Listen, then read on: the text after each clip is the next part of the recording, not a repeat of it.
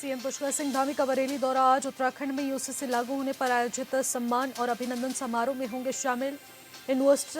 University में होगा कार्यक्रम।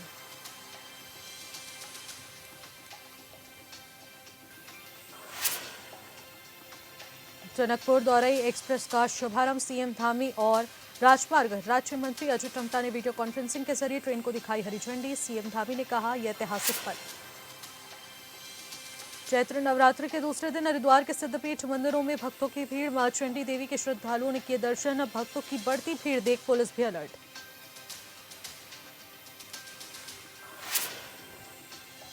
नमस्कार, आप देख रहे हैं हॉर्नबिल टीवी और मैं हूं आपके साथ निशी भाटिया। बुलेटिन की शुरुआत करेंगे एक बड़ी खबर के साथ। इस वक्त की बड़ी खबर, यूसीसी को लेकर दर्ज याचिकाओं की सुनवाई कल है।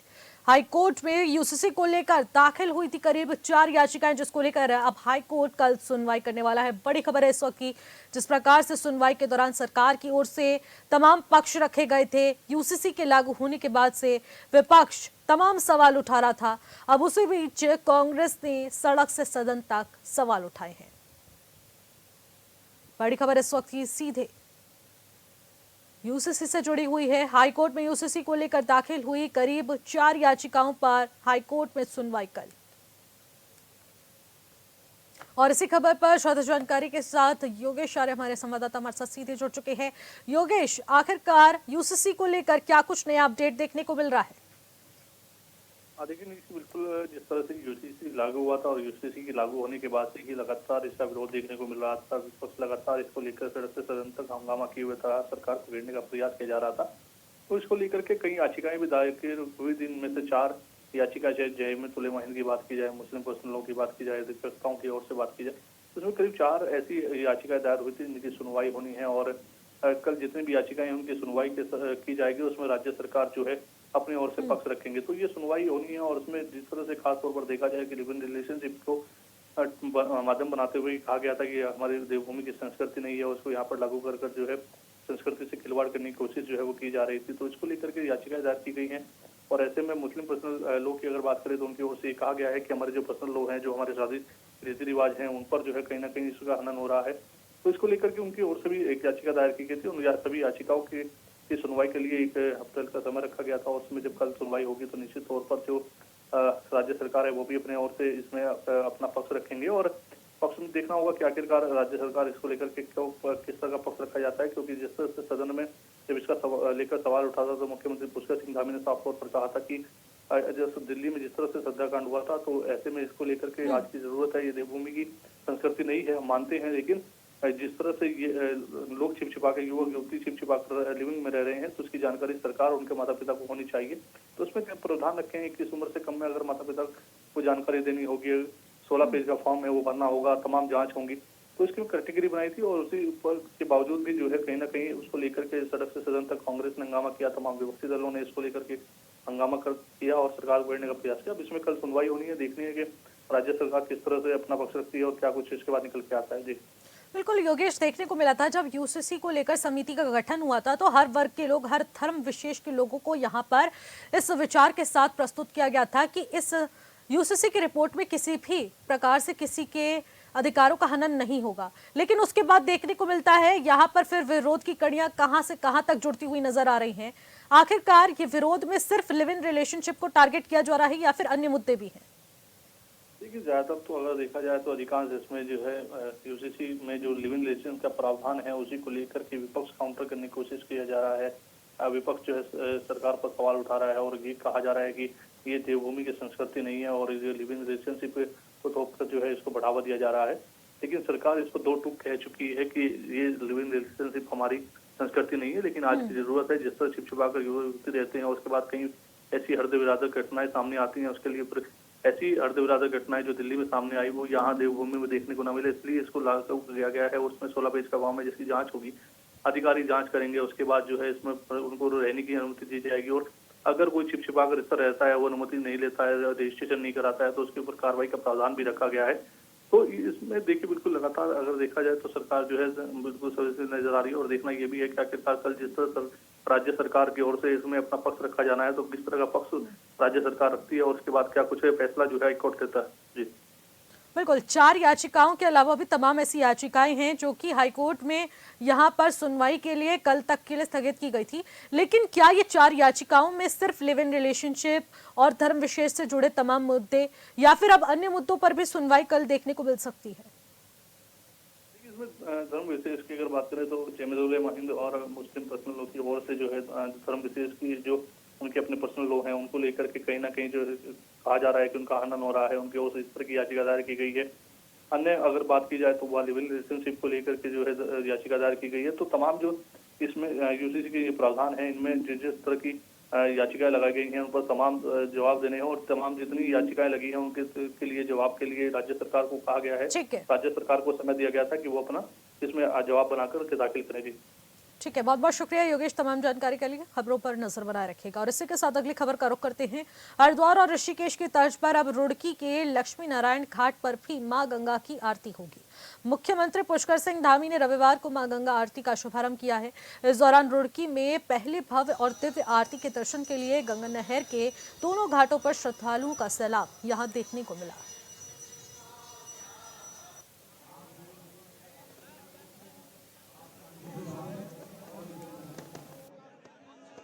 है जहाँ हमारा नव संवत्सर प्रारंभ हो रहा है, चैत्र नवरात्रि प्रारंभ हो रही है। ऐसे दिन रुड़की नगर निगम के द्वारा माँ गंगा की आरती का यहाँ पर एक स्थान और भक्तों के लिए यहाँ पर प्रारंभ कर दिया गया है।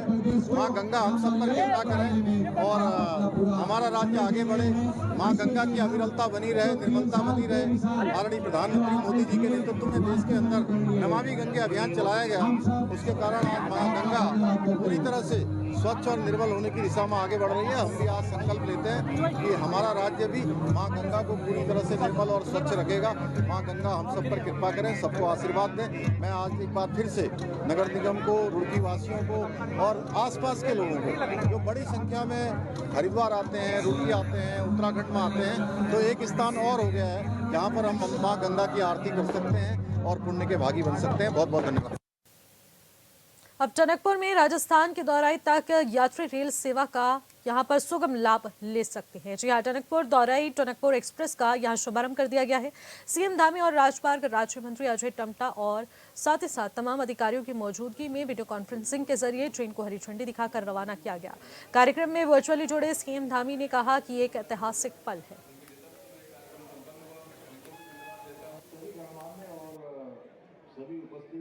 आज अपने आप में बड़ा सौभाग्य का दिन है कि वर्ष प्रतिप्रदा नवरात्रि के शुभारंभ में टनकपुर का एक और नया कीर्तिमान जुड़ गया है और टनकपुर से दुरई आज हमारी यहाँ से ट्रेन रवाना हुई है। माननीय मुख्यमंत्री जी ने वर्चुअल रवाना किया है।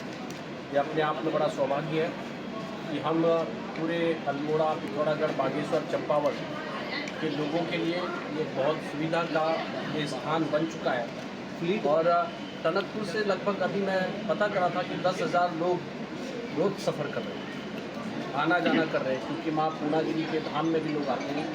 और इसलिए ये ट्रेन टनकपुर से चल के यूपी होते हुए दिल्ली और दिल्ली से दुरई राजस्थान पहुँचेगी, जिसका हफ्ते में 4 दिन इसका संचालन होगा, जिसका लाभ मेरे इस क्षेत्र के लोगों को बहुत भरपूर मिलेगा। और इसलिए ये अपने आप में सौभाग्य है कि हमारी अच्छी ऑल वेदर रोड कनेक्टिंग के साथ साथ हमारी अच्छी रेल लाइन, जो कि बड़ी लाइन के रूप में हमने गोजीपुरा, पीलीभीत, टनकपुर को किया, आज हमको बहुत सारी ट्रेनों पर यहाँ से संचालित। चैत्र नवरात्रि के दूसरे दिन हरिद्वार के सिद्धपीठ मंदिरों में भक्तों की भारी भीड़ यहां पर उमड़ती नजर आई। खासतौर पर चंडी देवी मंदिर में सुबह से ही श्रद्धालु पूजा पाठ और दर्शन के लिए जुट रहे हैं। भक्तों के जयकारों से मंदिर परिसर गूंज उठा और चारों ओर भक्ति का माहौल बना हुआ है। श्रद्धालुओं की बढ़ती संख्या को देखते हुए हरिद्वार पुलिस ने सुरक्षा के पुख्ता इंतजाम भी किए हुए हैं।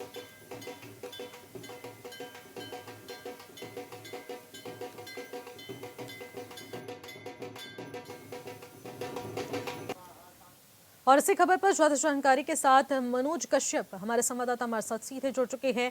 मनोज, आखिरकार चैत्र नवरात्रि को लेकर क्या कुछ तैयारियां चल रही है और मंदिर परिसर में किस तरीके से भक्तों का सैलाब देखने को मिल रहा है? बिल्कुल देखिए, आज चैत्र नवरात्रि का दूसरा दिन और आज के दिन जो है माँ ब्रह्मचारिणी की पूजा की जाती है। यानी कि कहा जा सकता है कि 9 दिनों में जो है दुर्गा के अलग अलग रूपों की पूजा पाठ की जाती है, जिसको लेकर मंदिरों के अंदर तमाम जो तैयारियां थी वो कई दिन पहले से पूरी कर दी गई थी। दूसरे नवरात्रि के दिन खास तौर से जो चंडी देवी मंदिर है वहाँ पे भक्तों की रौनक देखने के लिए भी मिली। यहाँ पे ढोल नगाड़ों के साथ में माता की पूजा की जा रही है और यहाँ पे माता को फल फूल इत्यादि से का जो है प्रसाद भी यहाँ पे चढ़ाया जा रहा है। देश के अलग अलग कोने से तमाम जो श्रद्धालु होते हैं वो हरिद्वार पहुंचते हैं। यहाँ माता के जो प्रसिद्ध मंदिर है चंडी देवी, मनसा देवी और माँ माया देवी के मंदिर में सुबह से यहाँ पे भक्तों की लंबी लंबी कतारें लग जाती है। हालांकि आज जो भक्तों की संख्या वो थोड़ी अधिक देखने के लिए मिलती है, क्योंकि यहाँ पे हमने देखा कि पहले नवरात्रि में जो तमाम श्रद्धालु होते हैं वो अपने घरों के अंदर कलश की स्थापना करते हैं और उसके बाद ही मंदिरों में जाते हैं। हालांकि आज सुबह से मंदिरों के अंदर काफी भीड़ देखी जा सकती है, जिसको लेकर यहाँ पे जो पुलिस प्रशासन उन्होंने तमाम तैयारियां कर रखी। किसी तरह कोई किसी के साथ में अनहोनी ना हो, किसी के साथ में कोई दिक्कत परेशानी ना, उसको लेके यहाँ पे प्रशासन का पूरा इंतजाम किया गया है। और खास तौर से हमने देखे कि आज ईद भी है, ईद को लेके भी यहाँ पे सड़कों पे काफी भीड़ भाड़ दिखाई दे रही है। भक्तों की भी यहाँ पे मंदिरों की ओर जाने वाली जो कतारें वो कहीं ना कहीं यहाँ पे ज्यादा दिखाई दे रही है। तो ऐसे में कहीं ना कहीं प्रशासन ने इसकी तमाम जो तैयारियां थी वो कई दिन पहले से कर ली गई थी। सड़कों पे ट्रैफिक पुलिस को लगाया गया है, जो मंदिर के आसपास का क्षेत्र है वहाँ पे पुलिस कर्मियों को तैनात किया गया है। जी बिल्कुल, हरिद्वार में तमाम सिद्धपीठ हैं और ऐसे में चंडी देवी, मां मनसा देवी, ऐसे तमाम सिद्धपीठ है, तो वहां पर श्रद्धालु की आस्था को मद्देनजर रखते हुए और दूसरी तरफ ईद के त्योहार को भी ध्यान में रखते हुए सुरक्षा व्यवस्था को लेकर क्या कुछ कड़े इंतजाम किए गए हैं? बिल्कुल देखिए, आज जिस जगह के ईद का त्योहार है यहाँ पे ईद को लेकर तमाम जो नवाजी थे वो सुबह के समय में ही मस्जिदों की ओर जाने लगे। तो यहाँ पे उन्होंने अपनी नमाज अदा की, जिसको लेकर यहाँ पे आज सुबह सवेरे से जो हरिद्वार पुलिस के जवान थे वो सड़कों पे यहाँ पे दिखाई देने लगे थे। सुबह जो हरिद्वार के एसएसपी प्रदर्शन सिंह डोभाल वो खुद तमाम जो मंदिरों का क्षेत्र था वो यहाँ पे मस्जिदों का क्षेत्र था वहाँ पे उन्होंने गश्त किया। यहाँ पे समय समय पर मंदिरों मस्जिदों की जानकारी भी जुटाई कि किस जगह अधिक भीड़ हो सकती है। कुछ ऐसे स्थानों को भी चिन्हित किया गया, जैसे ज्वालापुर की जो जामा मस्जिद है वहाँ पे जो नमाजी होते हैं काफी भीड़ देखी जा सकती है। इसी तरीके से माँ मनसा देवी और चंडी देवी और माया देवी प्रांगण में भक्तों की अधिक भीड़ होती है। तो उसको लेकर यहाँ पे पुलिस प्रशासन ने तमाम क्षेत्रों में जो है सीसीटीवी कैमरे लगाए गए। यहाँ पे पूरे हरिद्वार को अलग अलग भागों में बांटा गया और सीसीटीवी कैमरे के साथ साथ यहाँ पे ड्रोन से भी निगरानी रखी जा रही है। किसी के साथ में भी कोई दिक्कत न हो। यहाँ पे जो नमाजी है वो मस्जिदों में जाके नमाज पढ़ रहे और तमाम श्रद्धालु मंदिर में जाके माता की पूजा पाठ कर रहे। यानी कि कहा जा सकता है कि आज नमाज के साथ साथ जिस तरीके से हिंदू धर्म में नवरात्रि का त्योहार भी है, तो एक भाईचारे की मिसाल भी यहाँ पे दोनों धर्मों ने मिलकर दी है। जी ठीक है मनोज, आप हमारे साथ जुड़े रहिएगा और महत्वपूर्ण जानकारी के लिए फिलहाल बहुत बहुत शुक्रिया। देखिए, हरिद्वार में ईद उल फित्र का त्यौहार भी हर्षोल्लास के साथ मनाया जा रहा है। सलीमपुर, ज्वालापुर, भेल, रोशनाबाद समेत कई जगहों की मस्जिदों में सुबह से ही बड़ी संख्या में लोग नमाज अदा करने के लिए पहुंचे हैं। नमाज के बाद लोगों ने गले मिलकर एक दूसरे को ईद की मुबारकबाद दी है, जिससे पूरे शहर में भाईचारे और उल्लास का माहौल बना हुआ है। ईद का चांद नजर आते ही रविवार शाम बाजारों में जबरदस्त रौनक देखने को मिली और सेवैयां, मिठाई और ड्राई फ्रूट्स की दुकानों पर खरीदारों की यहाँ भीड़ देखने को मिल रही है। तो इसी पर ज्यादा जानकारी के साथ मनोज कश्यप हमारे साथ लगातार बने हुए हैं,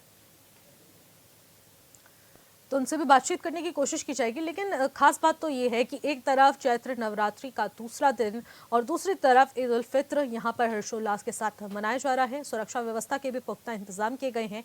इसी को मद्देनजर रखते हुए दोनों ही यहाँ पर त्योहार अपना हर्षोल्लास के साथ मना रहे हैं। बाजारों में रौनक देखने को मिल रही है। चैत्र नवरात्रि को लेकर भी सभी श्रद्धालु बाजारों का रुख कर रहे हैं। बाजार भी खूब रौनक भरे यहाँ पर देखने को मिल रहे हैं। दूसरी तरफ ड्राई फ्रूट्स की दुकान हो, फ्रूट्स की दुकान हो, सेवैयां और ऐसे तमाम रेस्टोरेंट्स, होटल्स भी यहाँ पर चकाचक भरे हुए नजर आ रहे हैं, क्योंकि यहाँ पर त्योहारों की बात की जा रही है। एक तरफ चैत्र नवरात्रि तो दूसरी तरफ ईद उल फित्र, और दोनों ही पर्वों को हर्षोल्लास के साथ, भाईचारे के प्रतीक के साथ यहाँ पर मनाया जा रहा है। तस्वीरें बहुत खूबसूरत जगह जगह से सामने आ रही है और इसी के साथ देखने को मिल रहा है कि मस्जिदों में नमाजी यहाँ पर सुबह से ही पहुंच रहे हैं और नमाज अदा कर रहे हैं। ज्यादा जानकारी के साथ मनोज कश्यप हमारे संवाददाता लगातार हमारे साथ जुड़े हुए हैं, उनसे जान लेते हैं।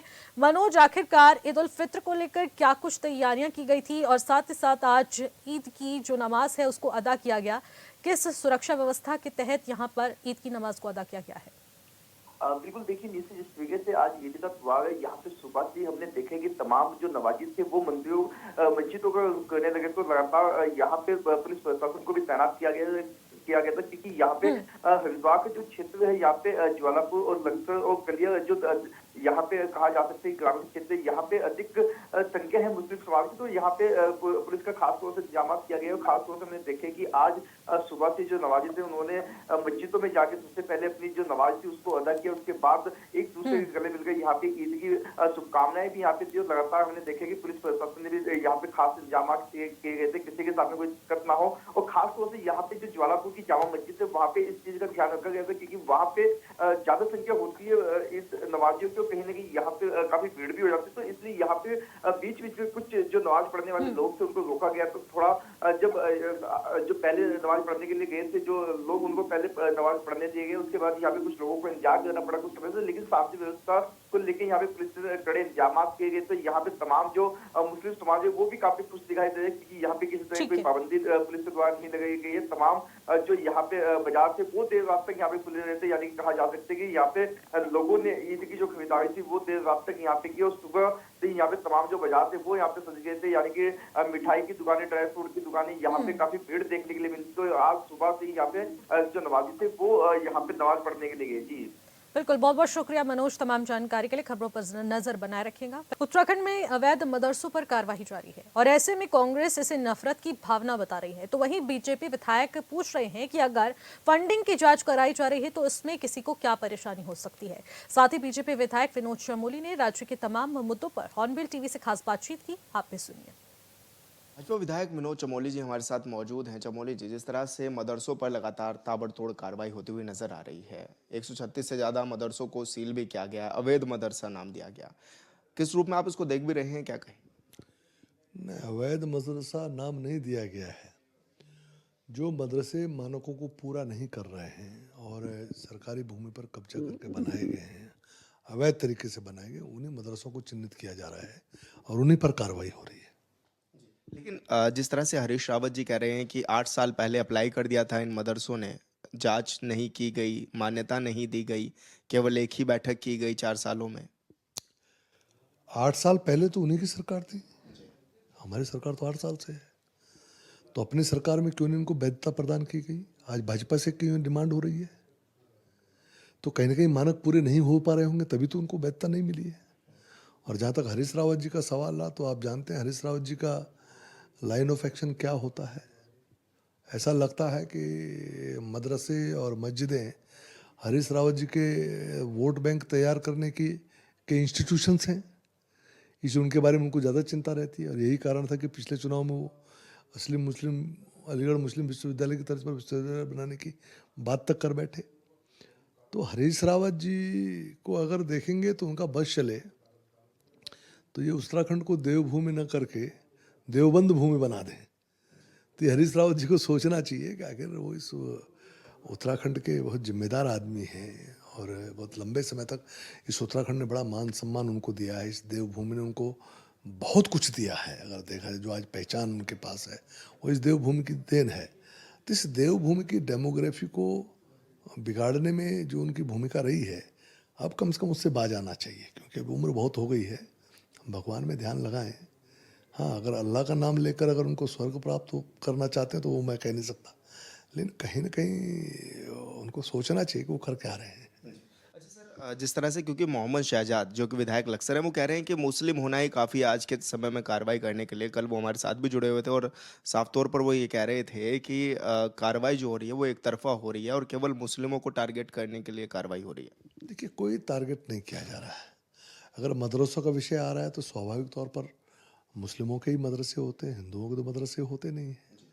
जिस दिन हिंदू लोगों ने कोई मानकों के विरुद्ध अगर काम कर रखा होगा, कहीं इंस्टीट्यूशन चल रहे होंगे, सरकारी ज़मीनों पर कब्जा करके चल रहे होंगे और उसकी शिकायत होंगी तो उस पर भी कार्रवाई होगी। तो ये गलत कहना है। ये तो सिर्फ तुष्टिकरण के लिए ये बात कही जा रही है।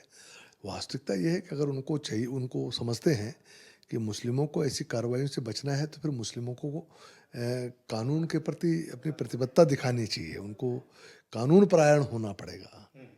उनको उनके क्रियाकलाप गैर कानूनी नहीं होने चाहिए, इस बात की शिक्षा देनी चाहिए। ताकि आगे चल के उनको लोगों को परेशानियां ना हो। एक बात उनकी कहना ये भी है कि जिस तरह से जहाँ जो बच्चे पढ़ रहे हैं, जो कि वहाँ पे तालीम लेने जा रहे हैं, उनका क्या होगा? उनको क्या राज्य सरकार उनके बारे में भी सोच रही है? नहीं, निश्चित तौर पर ऐसी कोई स्थितियां आएंगी तो हम लोग विचार करेंगे। हम बच्चों का भविष्य खराब थोड़ा ना करेंगे, लेकिन जो लोग उनका इस तरह से उनको पढ़ा रहे हैं और उनको तालीम दे रहे हैं इलीगल तरीके से, तो क्या उनको अपने बच्चों के भविष्य के बारे में सोचना नहीं चाहिए क्या? क्या सरकार के स्कूल कम पड़ गए क्या? क्या जो वैध मदरसे हैं क्या वो कम पड़ गए क्या? तमाम सरकारी स्कूल हैं, मैं अपने क्षेत्र में ही देखता हूँ, तमाम सरकारी स्कूल में जिसमें मुस्लिम बच्चे पढ़ रहे हैं और बहुत बड़ी संख्या में पढ़ रहे हैं और शिक्षा ले रहे हैं और बहुत आगे भी बहुत अच्छी परफॉर्मेंस दे रहे हैं। तो क्या दिक्कत है? सरकार के स्कूल तो एट द डोर है, लोगों के घरों तक है। अगर बच्चों को पढ़ाने तो वहाँ से पढ़ा लेना, क्या दिक्कत है? तो ऐसा नहीं है कि सरकार कोई उनको आगे आने का अवसर नहीं दे रही है, उनको शिक्षा के अवसर नहीं दे रही है। आज आरटी उठा के देख लीजिए, आरटी में मैक्सिमम बच्चे मुसलमानों को आपको मिलेंगे जो आरटी में शिक्षा प्राप्त कर रहे हैं। तो सरकार ये भी तो कर रही है। तो अगर आपको विचार ही करना तो इन टोटलिटी देखिए ना आप, कि सरकार आपके लिए सब कुछ कर रही है, आप उसका लाभ नहीं लेना चाहते।